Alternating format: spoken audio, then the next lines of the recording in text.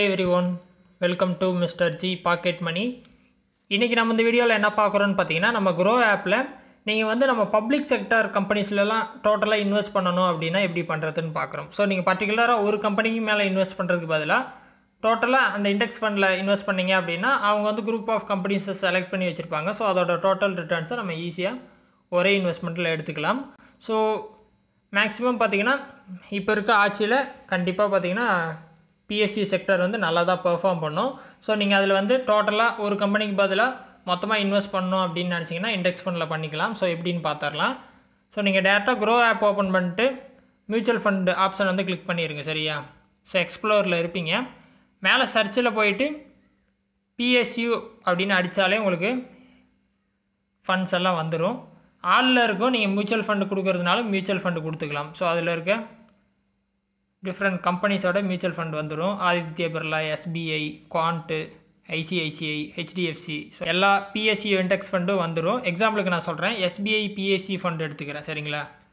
So இதில் பார்த்தீங்கன்னா returns வந்து கொடுத்துருப்பாங்க. அப்படியே கீழே வந்தீங்க அப்படின்னா மினிமம் எஸ்ஐபி அமௌண்ட் வந்து 500. ஸோ 500 இருந்தாலே இந்த இன்வெஸ்ட்மெண்ட் நீங்கள் ஸ்டார்ட் பண்ணிக்கலாம்.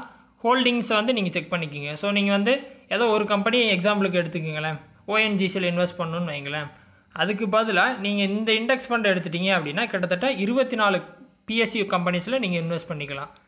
So LIC, Bharat Heavy Electricals, National Aluminium Corporation and Housing and Urban Development Corporation, so எல்லா கம்பெனிஸும் கவர் ஆகிரும். நீங்கள் இந்த மாதிரி பண்ணும்போது ரொம்ப சேஃபாகவும் இருக்கும். நீங்கள் ஒரு கம்பெனி எடுக்கிறீங்க, அது கொஞ்சம் நாளாக நெகட்டிவில் போயிடுச்சுன்னு வைங்களேன், அது உங்களுக்கு லாஸ். பட் நீங்கள் இந்த மாதிரி இண்டெக்ஸ் ஃபண்டில் போட்டிங்க அப்படின்னா எல்லா கம்பெனிஸோட பெர்ஃபார்மன்ஸும் ஆவரேஜ் அவுட் ஆகிரும். ஸோ உங்களுக்கு பெருசாக லாஸ் வராது, பாசிட்டிவாக போகும். ஸோ அதுக்காக அது ரொம்ப யூஸ்ஃபுல்லாக இருக்கும். ஏன்னு பார்த்தீங்கன்னா ரீசெண்ட் டைம்ஸில் பிஎஸ்சி செக்டர் வந்து நல்ல க்ரோத் கொடுத்துருக்கு. ஸோ இதுக்கப்புறமும் கொடுக்கும். ஸோ நீங்கள் அதில் இன்வெஸ்ட் பண்ணணும் அப்படின்னா இதில் ஈஸியாக இன்வெஸ்ட் பண்ணிக்கலாம். ஸோ நீங்கள் பிஎஸ்சி அப்படின்னு சர்ச் பண்ணிட்டு வர்ற மியூச்சுவல் ஃபண்டில் எது நல்லா இருக்குன்னு தோணுதோ அதை எடுத்துகிட்டு கீழே பார்த்தீங்கன்னா உங்களுக்கு ஆப்ஷன் வந்து கொடுத்துருப்பாங்க. ஒன் டைம் இன்வெஸ்ட்மெண்ட் பண்ணுறீங்களா இல்லை மந்த்லி எஸ்ஐபி பே பண்ணுறீங்களா அப்படின்னு சொல்லிட்டு. ஸோ எது வேணுமோ நீங்கள் சூஸ் பண்ணிக்கலாம்.